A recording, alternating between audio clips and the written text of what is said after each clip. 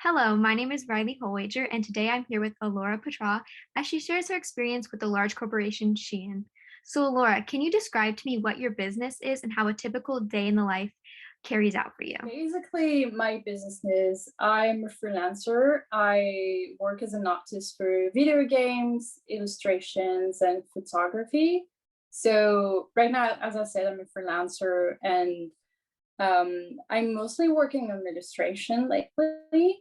And my typical day is just waking up in the morning, checking my emails, replying to them, checking my social medias as well, because this is a huge part of my job, actually. I get most of my work from social media, so I have to reply to all the DMs and stuff. And it takes quite some time. Usually it takes about like an hour to 3 hours Oh, per wow. day, like in the morning. This is the first thing that I do. And then I go to the post office to like check if I have any like received any mail or if I have to send something out from my shop. And then I start working for on the commission work from clients, company or private commissions, that sort of things. And yeah, this is pretty much what my day looks like now during the pandemic at least. And how was your business created, and what made you just decide to start freelancing? So I first created my business when I was living in France. That was about 2 years ago. Um, I am what we call here self-employed. So I started doing this when I was 24. I was still living in France, and I did that because it was just something that was fitting my lifestyle a lot better. I pre-pandemic, I used to travel a lot, so that was kind of making me unable to work like proper office hours for like just regular companies basically. And it's really when I had the opportunity to work freelance for a US company remotely. They were like, yeah, you can work any kind of like hours that you want during the day, and it's completely fine if you want to travel around at the same time. And this is kind of when I discovered that this is really the way I wanted to work, like not being stuck in an office with someone watching over my shoulders when I was working. This is something that is very stressful for me. And yeah, it's just something that allows me to just be completely free with the person I'm working with, the hours I want to work during the day, and just I can travel from anywhere in the world. So that's amazing. And this is really when this started. And I moved to the UK about a year ago, and I decided to keep doing it because it was just the best for me, at least for now. Yeah, I knew from very young age, I think that I was not really made to work in an office, at least like typical job. And I'm being extremely lucky to be able to start doing this early in my career, because usually you have to kind of like build a network in order to start freelancing properly. But thanks to social media, this happened really early in my career. So that was a blessing, really. And how long do you spend designing and producing just a single product? It depends on the medium, I think, because when it's 3D, it can take like a whole like a week or two, from like the idea to like building the whole thing in 3D, texturing everything. So yeah, I would say like about 2 weeks for one single tiny project. When it comes to illustration, I think like the drawing part and like coloring, it's about 20 to 30 hours. But before that, there's like the whole like kind of brainstorming, searching for ideas and stuff, and it takes quite a long time. I don't think I would be able to actually give you like a proper amount of time I do spend on like thinking about projects and stuff. And photography, I think it takes about like 5 to 6 hours now to like edit a picture, but because I'm used to it, before it would take like days to do that. But before having like the picture, you have to take it and just, so that's a lot of like wandering around in the streets of, I don't know what city in Japan, or London. So yeah, it does take quite a lot of time to just create one thing for sure. I don't think people realize how long it takes to like create just about anything, not just my work, just Mhm. anything. And how did you discover that your products were stolen by Shein and your art? So basically what happened is once again I'm very lucky to have the following that I have, because it's actually one of my followers who sent me an email someday like, hey, so this website is like selling something that looks like your work. Actually, I'm pretty sure this is your work. And I think it was like what they call like diamond painting or something. Mhm. So obviously from the thumbnail I was just like, yeah, this is my work. And it was still like the watermark on it as well. So it was just Mhm. like, what? And yeah, this is kind of when I discovered that this website was just stealing from me.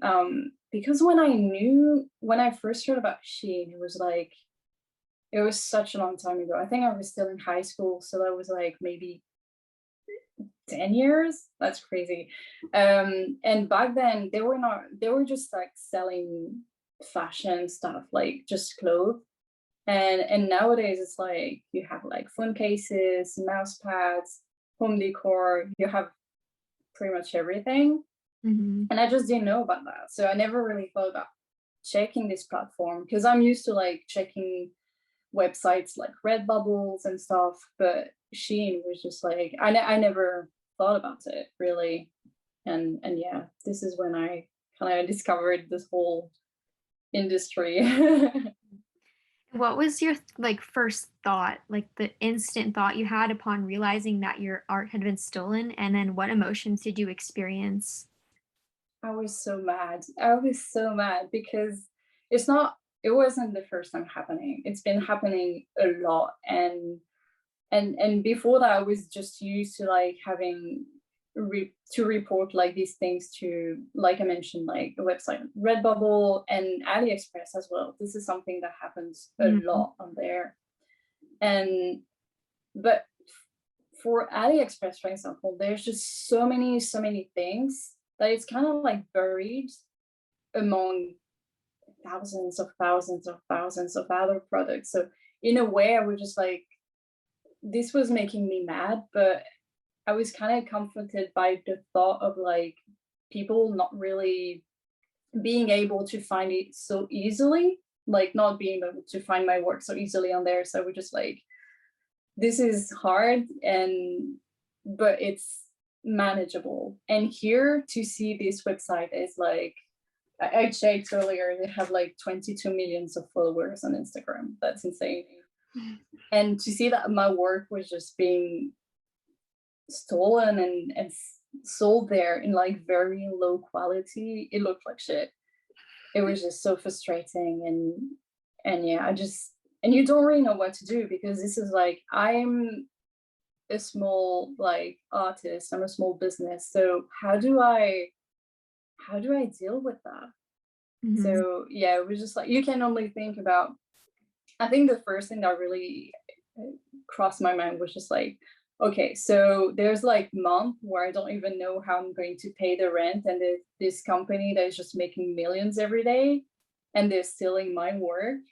This is just not fair. Yeah. I feel like people should be learning about these things, like even at school, because I think most people don't realize, like, artists in general, this is like a field of work that is really looked upon, and people don't realize the amount of like efforts and work and time that you put into it.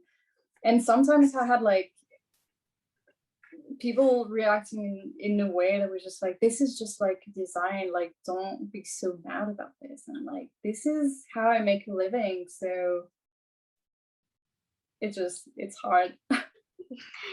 And did you ever like imagine that this could happen to your business? Like, did you ever anticipate it going into freelancing art? No, absolutely not. I think from the beginning, first I never envisioned me having that many followers. And to me, like, designs that were being stolen, it was more like from very big brands, like Dior or Chanel, or just something that is just so big and people don't really care about it in the end. But I never really thought about, like, yeah, having my work being stolen. In a way, it's like, did I make it? I'm like, am I like a famous artist now for people to be like, yeah, I want to steal that design? Is my design so good that you feel the need to like sell it for £3? Like, it's just crazy to me. That part is crazy to me as well, because yeah, it is not something that I was prepared for. Absolutely not. And are you taking like any legal action towards this, and why or why not? At the moment, I'm not, because it's really expensive. Mhm. It's really, really expensive. I looked into it because it was just becoming too much, basically with like AliExpress, Shein, Shein and Romwe. They're like basically the same website, so they're working together. And there's like so many other websites. So I kind of wanted to like know what my options were, but I have so many designs. Basically, in Europe, what happens is when you create something, it automatically belongs to you. You own like all the rights. So this is great because that means that you don't have to like register any of your design, like in some countries, and like spend money on it. When you're an artist and you're like starting to work, you don't necessarily have that money available. So this is like a good thing. But that also means that in some countries they don't care. For example, in China, like they absolutely do not give a shit about this. And and yeah, this is like, this is just endless, because there are just so many of them. And hiring a lawyer is like super hard. And even if you like register everything, it's, I don't know how many of my designs are like stolen. It's like probably 100. And so that's a lot of money. Mhm. That's a lot of money that I don't really have for now, or that I want to put into something else, like buying a new laptop, or just anything to help me like being more efficient at work. So for now, I don't really have the resources financially to do so. And yeah, like I mentioned, it's like it's just endless and they don't really care. So this meant hiring someone in Europe, someone in the US, and someone in China, or like an international lawyer that is even more expensive. And it's going to take a long time to settle this. And I'm not even sure this is going to work, because these people, I think they're just so used to have like having to deal with that all the time, because I'm not the only person they're stealing from. So I would imagine that they do have an army of lawyers that are just like ready to fight till, I Mhm. don't know, in order to kind of hide everything that's going on. And yeah, so for now I've decided not to do it. And instead, basically what's happening is, every time I see they have like one of my design on a product, I just send them the link. They have like a copyright email you can send any claim to. And this is what I do basically. So each time I see a product, I'm copying the link, I send them the link, and I put my work next to it. It takes some time. It's a bit annoying, but for now, this is for me pretty much the only option I have. And and yeah, I send everything, and I'm like, well, you're stealing my work again, and I'd like to be compensated. Basically, I asked them to remove the product and to be compensated. So and that's what happened. I don't have the money to sue them anyway, and because I know it's going to happen again in the future, I've been like, I've reached out to them like 5 times in the past year. Yeah, that's And insane. so it's happened to you like 5 times now from Shein alone, or just like Redbubble, as you were mentioning, and AliExpress? Oh, Redbubble, I've stopped counting the amount of time. I'm just thinking about Shein. AliExpress, I've never managed to actually have something done there because it's almost impossible to like talk to someone that is like actually going to be able to do something about it. So that sucks. But yeah, Shein is like, I think I actually sent them an email like 3 days ago about this. And so yeah, it was like maybe the fourth or fifth time I was reaching out to them. Mm. And now actually they're like, they sent me an email this morning, like they claiming they were investigating the issue, and because I was reporting the same item, like the same picture all the time, they were like, yeah, we actually would like to ask you if we can license it. Basically, so I give them the license so they can use it, and I basically stop reporting all the items. I don't know what amount of money I could ask for it to be like actually worth it.